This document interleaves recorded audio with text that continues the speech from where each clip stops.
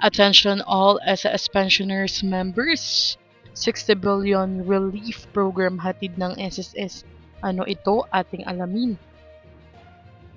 Magandang araw po sa ating manonood and welcome po muli dito sa ating channel na Chaz Infos and Updates. Alam niyo po bang maglulunsad ng social security system ng hanggang 60 billion pesos na relief program upang tulungan ang mga miyembro at pensyonado na naapektuhan ng pagtaas ng presyo ng bilihin at krisis sa ekonomiya. Kabilang sa mga hakbang ang pagpapalawak ng loan programs tulad ng emergency loan na maaaring umabot hanggang 20 million pesos na may mas mababang interes at mas madaling requirements. Magkakaroon din ng microloans na mabilis ma-access at babayaran sa loob ng 15 hanggang 90 days.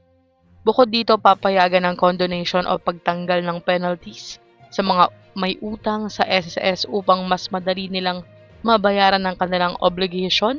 May tulong din para sa mga employer sa pamamagitan ng restructuring ng kanilang contribution. Mas maigi pa ring ipatutupad ang pagtaas ng pensyon ngayong 2026. Mula sa September ay gagawing Hunyo kung saan tataas ng 10% ang retirement at disability pensions at 5% naman para sa mga survivor benefits.